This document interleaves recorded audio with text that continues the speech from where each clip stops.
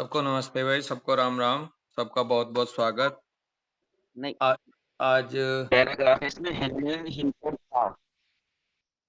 Page number 12। 12 पे He-Man है क्या? हिमसेल्फ था। हम्म। हाँ जी। ओके। तो सबको नमस्ते भाई। आज 5 मार्च 2026 है और बृहस्पति है। ऑर्गेनन ऑफ मेडिसिन का डिस्कशन का डे है, जिसमें हम पेज नंबर 12 पे हैं और हमारा इंट्रोडक्शन चल रहा है जो डॉक्टर जेम्स क्रॉस साहब ने दे रखा। वो पेज नंबर 12 से हम चलेंगे और पेज नंबर 12 यहाँ पे हनीमैन साहब कह रहे हैं, वो जेम्स क्रॉस साहब कह रहे हैं कि Hahnemann himself saw to it that there was no error in his induction. Hahnemann साहब ने अपना आप ये देखा कि उनके इंडक्शन में, उनके प्रेरण में कोई भी त्रुटि नहीं है। He was his own Columbus, his own Magellan. Hahnemann साहब अपने कोलंबस खुद थे, अपने मैगेलन खुद थे, स्वयं थे। Hahnemann treated with his own hands his own medically curable patients and taught other medical men to treat their own medically curable patients by the method of symptom similarity he had conceived. Hahnemann साहब ने जो treat किया अपने हाथों से अपने on medically curable patients को, जो मेडिकली क्यूरेबल हो सकते थे वो उन पेशेंट्स को, और बताया सिखाया दूसरे मेडिकल मैन को भी to treat their own medically curable patient, कि वो अपने मेडिकली क्यूरेबल पेशेंट्स को क्योर कर सकते हैं सिम्टम सिमिलरिटी के मेथड से, जो उन्होंने कंसीव किया है। हैनीमैन साहब ने, उन्होंने खुद भी किया और दूसरों को भी इसके बारे में बताया और एक तरह से प्रेरित किया। In 1797, he used veratrum album for colic and naxomica for asthma and cured the multitudinous medically curable patients that come to him from his sojourn sojourn in Kningelster, ये मतलब जर्मन वर्ड है, to his last abiding place in Paris. By this method of symptom similarity, the central method of scientific medical therapeutics.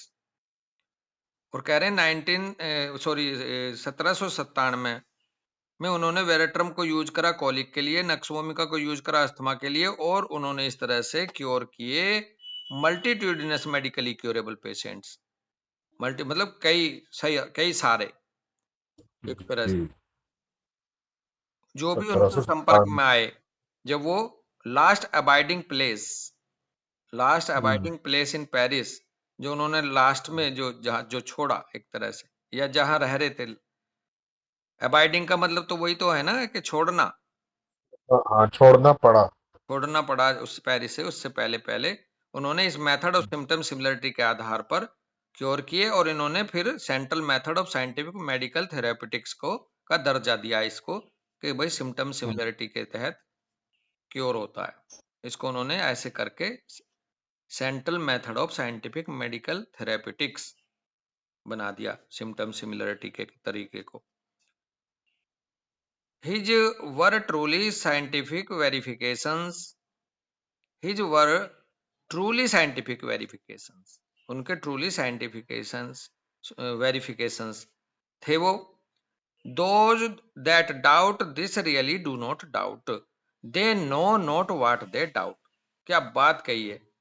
वो truly scientific verifications तो थे ही, जो इस पे doubt रखता था कि ये रियली नहीं है, एक तरह से जो नहीं मानता था, उनके लिए कहा कि जो डाउट करते थे वास्तव में वो डाउट नहीं था उनका, वो ये जानते ही नहीं थे वो क्या डाउट कर रहे।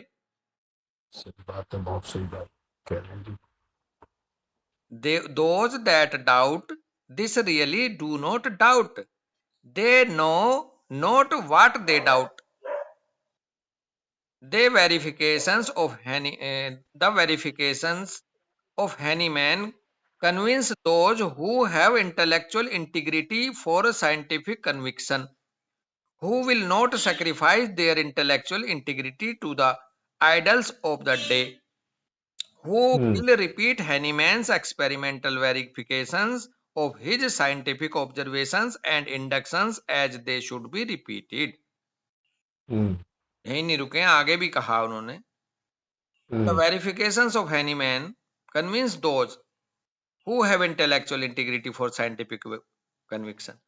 Hahnemann साहब के वेरिफिकेशंस जो हैं उसमें वही विश्वास कर पाते थे जिनकी इंटेलेक्चुअल इंटीग्रिटी थी, जिन्होंने अपनी सूझबूझ, अपना विवेक जिनका कायम था। किसके बारे में? साइंटिफिक कन्विक्शन के बारे में।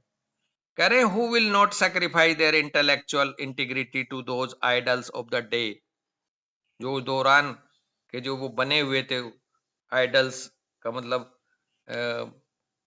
वैसा है कि जैसे एक फिक्स प्रिंसिपल बना देते हैं, चाहे वो सही हो चाहे गलत हो, आंख बंद करके, जो उन दिनों में जो वो बने हुए थे उनके माध्यम से जिन्होंने अपना इंटेलेक्चुअल इंटीग्रिटी को सैक्रिफाइस नहीं कर रखा था। Who will repeat Hahnemann's experimental verifications of his scientific observations and induction as they should be repeated, और खास करके जो रिपीट कर रहे थे Hahnemann साहब के एक्सपेरिमेंटल वेरिफिकेशंस को और उनके साइंटिफिक ऑब्जर्वेशंस और इंडक्शंस को, जो कि करना ही चाहिए, रिपीट करके देखना ही चाहिए, जो कर रहे थे उन्होंने पाया कि भाई ये साइंटिफिक वेरिफिकेशन है वास्तव में Hahnemann साहब ने जो दिया।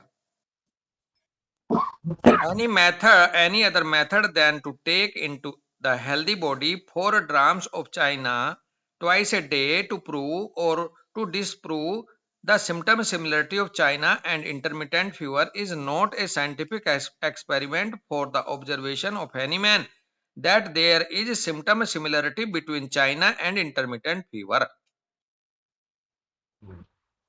कोई any other method than to take into a healthy body 4 gram of China twice a day to prove or disprove symptom similarity of China and intermittent fever is not a scientific experiment for the observation of Hahnemann that there is symptom similarity between China and intermittent fever. क्या भाव है अमित भाई इसका? बस वो कह रहे हैं कि और कोई तरीका ही नहीं है, any other method then to take the healthy body 4 grams of China twice a day to prove और डिसप्रूव, इस बात को प्रूव या डिसप्रूव करने के लिए कि चाइना और इंटरमिटेंट फीवर में एक अपना रिलेशन है, उसको सिम्टम सिमिलरिटी का रिलेशन है, उसको प्रूव करने का और कोई तरीका ही नहीं है। सिर्फ तरीका ये है कि हम हेल्दी बॉडी में उसको पिलाएं और उसको ऑब्जर्व करें, उसको प्रूव करें। बिल्कुल। Any other method than to administer China to patients suffering from intermittent fever to prove or disprove the method of symptom similarity in doses smaller than that used for exciting the healthy body into disease action similar to that of intermittent fever is not a scientific experimental verification of the induction of Hahnemann that symptom similarity is the curative method of medically curable diseases. बहुत अच्छी बात आगे निकल के आएगी। Any other method than to administer China to the patient suffering from intermittent fever to prove or disprove the method of symptom similarity in doses smaller than that used exciting the healthy body into disease action similar to the intermittent fever is not a scientific experimental verification of the induction of Hahnemann. Basically ये healthy बंदे को दे करके ही जो symptoms निकल के आए वहां पे साइंटिफिक एक्सपेरिमेंटल वेरिफिकेशन होता, ना के पेशेंट के ऊपर। क्यों? आगे कह रहे हैं पेशेंट में वो डोज दे ही नहीं सकते, मतलब लार्जर स्मॉलर डोज से नहीं निकल पाएगा Hahnemann साहब का ये भाव। पवन, हाँ, पेशेंट के ऊपर ये दूसरी बात ये आ गई कि उन्होंने कहा any other method than to administer China to the patient suffering from intermittent fever to prove or disprove the method of symptom similarity in dose smaller than जब हमने लार्ज डोज दी थी तो उसने चाइना के या उसने इंटरमिटेंट फीवर के symptom को प्रोड्यूस किया था। हाँ। अब हम क्या कर रहे हैं, अब हम ये कर रहे हैं कि जो पेशेंट सफर कर रहे हैं इंटरमिटेंट फीवर से, उनको स्मॉलर डोजेज चाइना की दी जा रही हैं हाँ। और उसने साइंटिफिक वेरिफिकेशन किया कि ये ठीक कर रहा है। और ये सिर्फ चाइना के लिए ही नहीं है, हाँ। That the symptom similarity is the curative method of medically curable diseases. हाँ। खाली चाइना की बात नहीं है, सिम्टम सिमिलरिटी जितनी भी मेडिकली क्यूरेबल डिजीजेज हैं हाँ। उनके बीच में सिम्टम सिमिलरिटी होनी चाहिए। कुछ इस ऐसा चीज को भाव प्रूव आया, करा। मुझे कुछ ऐसा भाव आया कि जो डोजेज जो ये जो बात निकल के आई थी कि लार्ज डोज देने से निकल के आया था, ये एक पहलू चाइना के जब 4 ड्राम ट्वाइस ए डे पिए तब जो ये निकल के आया सिम्टम सिमिलरिटी का जो एक मेथड, अगर इसी मेथड को कोई स्मॉलर डोज दे करके किसी पेशेंट के ऊपर प्रूव करना चाहे तो वहां नहीं होगा, क्योंकि वहां तो स्मॉलर डोज चाहिए ही चाहिए जो पेशेंट है उसको। ये बस स्मॉलर डोज से शायद ये नहीं निकल के आएगा, क्योंकि एक्साइट हेल्दी जो ना पर्सन है, हेल्दी बॉडी जो एक्साइट होगी वो स्मॉलर डोज से नहीं होती। पवन, बस वही बात है। देखिए, अगर हमने लार्ज डोज दी थी तो उसने पेशेंट को बीमार करा।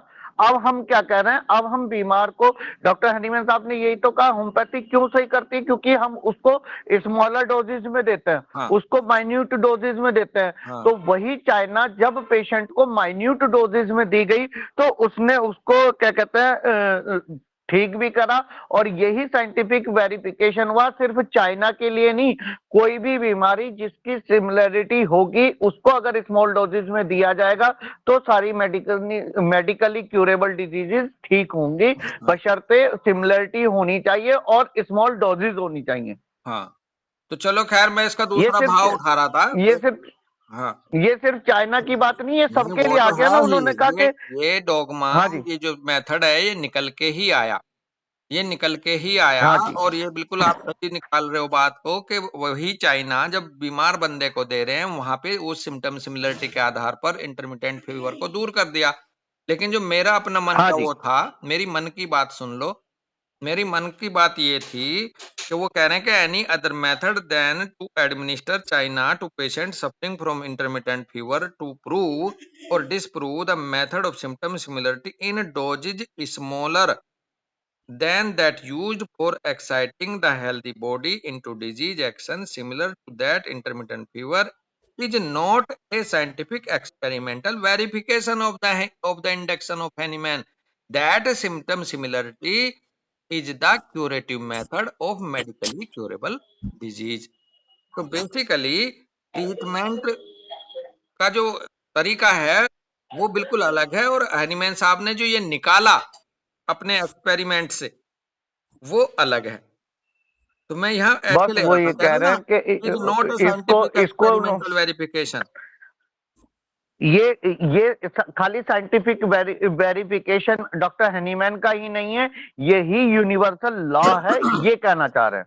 चलो, मेडिसिनली जितनी भी क्यूरेबल डिजीज है उनके लिए, सबके लिए यूनिवर्सल लॉ भी यही है। वो इस तो हो चीज पे ही रुक गए जाना वो। है बाबू, वो तो हो ही जाना है, लेकिन शब्दों की बात हम कर रहे हैं, शब्दों का जो भाव है उसे शब्दों का समझने ही की बता कोशिश रहा हूँ, कर रहे बस शब्दों का अर्थ ही बता रहा हूँ मैं हैं। आपको। आगे कह रहे हैं कि दोज दैट चलिए, pursue other methods have not even the frogs legs of Aristophanes to stand upon.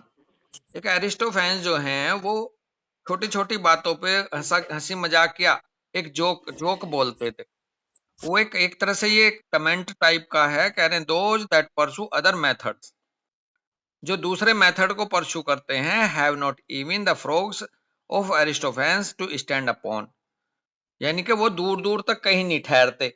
दूसरे मेथड एक तरह से जो परसू कर रहे हैं, ये सिम्टम सिमिलरिटी का मेथड ही वास्तव में क्यूरेबल मेथड है डिजीज का, ऐसा कुछ भाव है इसका। आगे कह रहे हैं Pasteur perceiving that Jenner's milder cowpox prevented the appearance of the severe smallpox conceived the prophylactic treatment of infectious disease by milder vaccinations with the virus exciting to given infection. How did Pasteur prove his conception? यहाँ Hahnemann साहब लेके आ रहे हैं, एक बात आ रही है कि पास्चर साहब ने परसीव करा कि जो जेनर्स माइल्डर काउपॉक्स है ये प्रिवेंट कर देती है सीवियर स्मॉल पॉक्स को। Conceived that prophylactic treatment of infectious diseases by milder verifications with a virus exciting a given infection. तो अब वहां भी एक तरह से उन्होंने यही बताया कि जो जेनर पास्चर साहब ने जो परसीव किया कि वहां के prophylactic treatment of infectious disease milder vaccination के माध्यम से ही हो जाता है with virus exciting a given infection. तो यहाँ फिर कह रहे हैं how did Pasteur prove his conception. यहाँ सवाल उठ रहा है ही टूक ए नंबर ऑफ शीप, कह रहे हैं कि उन्होंने ए नंबर ऑफ शीप लिया, vaccinated some of the sheep with a milder prophylactic dose of anthrax virus, then injected into the sheep anthrax virus in larger dose sufficient to excite anthrax. All those sheep he had vaccinated previously with a milder prophylactic anthrax virus lived without anthrax. Those not vaccinated prophylactically died with anthrax. Pasteur, like the elder and greater Hahnemann, was a scientific experimenter, not a would-be experimenter. थोड़ा सा यहाँ pasture साहब के experiment को तवज्जो जरूर दी गई है कि उन्होंने जो ये काउपॉक्स वैक्सीनेशन के माध्यम से कि भाई कुछ भेड़ ली, उनमें से कुछ को पहले माइल्डर डोज दे दी एंथ्रेक्स वायरस की और कुछ को नहीं दी, और बाद में जब लार्ज डोज दी गई सफिशिएंट एक्साइट करने के लिए एंथ्रेक्स को, तो जो पहले से प्रोफाइलेक्टिक के तौर पर ले चुकी थी वो जिंदा रही, बाकी जिंदा नहीं रही। तो इस बात को आगे बढ़ाते हुए वो कह रहे हैं कि like the elder and greater Hahnemann was a scientific experimenter, Pasteur साहब जो थे, not a would be experimenter. तो बेसिकली इस हिस्ट्री में देखा जाए तो हैनीमैन साहब ने पास्चर साहब को जरूर अपने आसपास पाया था, है ना भाई जी। कह रहे हैं the era of scientific medical experimentation begins with Hahnemann's and nobody else. ये पॉइंट आप देखो कितने ध्यान से समझने की बात है। जो साइंटिफिक मेडिकल एक्सपेरिमेंटेशन का जो युग शुरू हुआ है वो हैनीमैन साहब के साथ हुआ है, किसी और के साथ नहीं हुआ। जबकि साइंटिफिक मेडिकल थेरेपेटिक साइंस मानने से इनकार करते हैं लोग। Scientific to the core, Hahnemann experimented scientifically for scientific observations. Scientific to the core, Hahnemann experimented scientifically for scientific observation.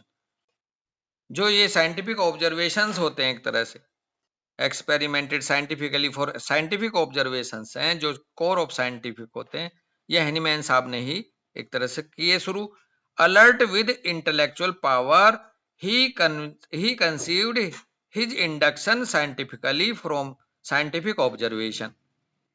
Alert with intellectual power, intellectual power के अलर्टनेस के साथ उन्होंने कंसीव किया इंडक्शन को scientifically from the scientific observation से, uncompromisingly scientific for experimental verification. He verified his induction scientifically for all times on his patient and made his method of symptom similarity for all time the central curative method of scientific medical therapeutics. उन्होंने अपने induction को scientifically verify करा हर बार, और अनकम्प्रोमाइजिंगली, कोई compromise नहीं था उनको, बिल्कुल खराब उतर रहा है तो ठीक है, कहीं त्रुटि है तो उसके साथ हल्का फुल्का वैसे नहीं निकले, हल्के में होके बिल्कुल अनकम्प्रोमाइजिंगली साइंटिफिक एक्सपेरिमेंटल वेरिफिकेशन किए अपने इंडक्शन को अपने पेशेंट के ऊपर, और उन्होंने फिर मेथड ऑफ सिम्टम सिमिलरिटी को हमेशा all time central curative method of scientific medical therapeutic बनाया। तो एक तरह से central curative method of scientific medical therapeutics है symptom similarity. For over 100 years this method has been consciously and unconsciously followed by medical profession. Over 100 years इस method को चाहे तो विवेक के साथ या अनकॉन्शियसली, अनजाने में फॉलो करा गया मेडिकल प्रोफेशन के द्वारा। This the result substantiate Hahnemann's connection contention. जो रिजल्ट आए ये सब्सटेंशिएट करते हैं हैनीमैन साहब के इस कंटेंशन को। सही साबित कर, है भाई? सब्सटेंशिएट का मतलब है सही साबित करते हाँ, हैं। सिद्ध करते हैं, एक तरह से स्थायित्व प्रदान करते हैं हैनीमैन साहब के कंटेंशंस को। There is no greater achievement than to have scientific truth, pass it on, have succeeding generations follow it and express it. आगे कहते हैं कि there is no greater achievement than to have scientific truth. ये जो scientific truth जो achieve हुआ है इससे बड़ा कुछ नहीं। Pass it on, have succeeding generations follow it and express it. इस पे इसका पालन करे, इसको अभिव्यक्त करे, और इससे बड़ा अचीवमेंट जो है साइंटिफिक सच्चाई का कुछ और नहीं हो सकता। ये उनके भाव हैं। कह रहे हैं Hahnemann's organon of medicine goes out to teach symptom similarity as the experimental basis of pathologic and therapeutic diagnosis, as the acte Helweg of scientific medicine। James Kross साहब की फीलिंग है ये। कह रहे हैं ये जो हैनीमैन साहब की जो ऑर्गनन ऑफ मेडिसिन है, goes out to teach symptom similarity as the experimental basis of pathologic and therapeutic diagnosis। यही सिखाएगी हमें, यही बताती है सिम्टम सिमिलरिटी को, as the experimental basis of pathologic and therapeutic diagnosis, as the एक्टे हेलवेग ऑफ साइंटिफिक मेडिसिन। एक्टे हेलवेग का मतलब होता है रियल हीलिंग पाथ। तो जेम्स क्रोस साहब का भाव जो है कि रियल हीलिंग पाथ को हमें ऑर्गनन ऑफ मेडिसिन ही बताती है, क्योंकि ये हमें सिखाती है सिम्टम सिमिलरिटी एक्सपेरिमेंटल बेस पे भी और पैथोलॉजी और थेरेप्यूटिक डायग्नोसिस। तो मतलब यहाँ कितना इम्पोर्टेंट वो दे रहे हैं, ऑर्गनन ऑफ मेडिसिन को इम्पोर्टेंस दे रहे हैं ये शब्द आ रहे हैं। ठीक है भाई, कुछ कहना है अमित? हाँ जी नहीं, बस बिल्कुल यही है। डॉक्टर हैनीमैन साहब ने भी कहा, या इन्होंने डॉक्टर जेम्स क्रॉस ने भी कहा कि नोइंगली और अनलोइंगली, जानते हुए या बिना जाने जितनी क्योर हो रही हैं वो हैं तो सिर्फ और सिर्फ सिम्टम सिमिलरिटी के बेस पर। उन सब का एक यूनिवर्सल मेडिसिनली क्यूरेबल पाथ ही या तरीका या रूल ही है कि सिम्टम सिमिलरिटी होनी चाहिए। अभी जैसे बड़े हाँ जी, जैसे बड़े सर या उसमें बहुत आराम से कहा करते थे कि सारी चीजें मिलाओ, लेकिन उसके साथ में कहते थे कि देखो ये बीमारी या ये सिम्टम उसमें है कि नहीं है। अगर फ्लोरिक एसिड कन्वर्जन प्रोड्यूस नहीं कर रही 400 में, तो आप उसको सोचो कि आपकी मेडिसिन बाकी सब कुछ आ रहा है तो कन्वर्जन क्यों नहीं आ रही। या वो सिम्टम सिमिलरिटी होनी ही चाहिए, बिल्कुल, वो चाहे नोइंगली है चाहे अननोइंगली है। अब हम लोग आयुर्वेद में जैसे पढ़ते थे ना, विषम विशेष्य औषधम। हाँ, ये भी देखो सिम्टम सिमिलरिटी का ही था। हमारा बेसिकली बात क्या है कि ये सनातन नियम है, नेचुरल लॉ है सिम्टम सिमिलरिटी का। सिमिलिया सिमिलिबस क्योरेंटोर का ये यूनिवर्सल लॉ है। हैनीमैन साहब ने जो ये वर्ड दिए सिम्टम सिमिलिया सिमिलिबस क्योरेंटोर, उससे पहले अपने यहाँ अपने सनातन में लोहा लोहे को काटता है। और जो आप जो ये मंत्र बोल रहे हो, विष बोलना फिर से, क्या है ये? विषम विशेष्य औषधम। हाँ, विष ही विष की औषधि। हाँ, विष की विष ही औषधि होती है। तो ये सब सिमिलिया सिमिलिबस क्योरेंटर को ही रिप्रेजेंट करती हैं। लेकिन बात वही है कि ये नए क्लेवर में हैनीमैन साहब ने सामने रख दिया लाके। अदरवाइज हाँ जी बिल्कुल, ये जब से सृष्टि बनी है तब से क्योर का प्रिंसिपल भी या नियम भी यही रहा है, यही है। अब वो कंसीव करा हैनीमैन साहब ने, साइंटिफिकली थेरेप्यूटिक रूप दे दिया, ये अलग बात है। उससे भी पहले आयुर्वेदा में इसको नियम को फॉलो किया भी जा रहा था, इसमें भी कोई शक नहीं है। हाँ जी, तभी हाँ ये जी। सूत्र लिखा जो आपने बोला। हाँ जी। तो ये हाँ जी। ऐसे है कुछ। ठीक है भाई, और किसी को यहाँ हाँ जी पॉइंट रखना है, कोई बात करनी है अपनी, किसी के मन की कोई बात है? थोड़ी संख्या कम हो जाती है इसमें। कोई बात नहीं, बस ये ठीक है। चीजें वो हैं। अभी जैसे अभी अभी आप बात कर रहे हैं ना, मैं वैसे ही बैठे बैठे सोच रहा था, हम लोग करते थे ना भाई, किसी बच्चे को प्यार करो तो जब तक प्यार करोगे, प्यार एक लिमिट तक करोगे तो उसके लिए फायदा है, लेकिन वही प्यार अगर हद से ज्यादा हो जाएगा तो जहर बन जाएगा। हाँ, इसी तरह से सारी की सारी चीजें हैं। ओवरडोज होता है ना, वही जो चीज पैदा कर ठीक करती है वो उसको पैदा भी कर लेती है। हेलो। हाँ जी, चलिए ठीक है बस। हाँ, तो फिर आज आज रुक यहीं जा रुक लेते रहे। हैं। हाँ जी। हाँ बॉस हाँ एक हाँ, चीज राम पूछनी राम। थी। हेलो हाँ जी, बॉस, राम राम। राम राम। हाँ जी। अरे बॉस, जी बोलिए, सुन रहे हैं हम लोग। वो क्या कहते हैं, जो इंडिग्नेशन और मॉर्टिफिकेशन होता है, इसको सिफिलिटिक फॉर्म में कन्वर्ट करेंगे तो क्या रूब्रिक हम लोग इसके लिए कंसीडर कर सकते हैं? मतलब एलिमेंट फ्रॉम इंडिग्नेशन और एलिमेंट फ्रॉम मॉर्टिफिकेशन, तो ये सॉरिक सा हो गया ना। इसको सिफिलिटिक में कन्वर्ट करेंगे तो हम लोग क्या रूब्रिक सोच सकते हैं? इंडिग्नेशन और मॉर्टिफिकेशन। इंडिग्नेशन होता क्या है वैसे?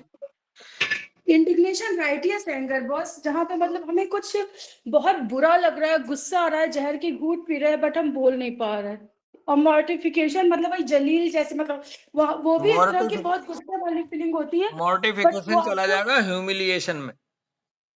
अच्छा अगर ये ह्यूमिलिएशन हो जाए, इसका अगर सिफिलिस देखना है मॉर्टिफिकेशन होते होते जलील, होते हाँ, होते तो ह्यूमिलिएशन है इसका।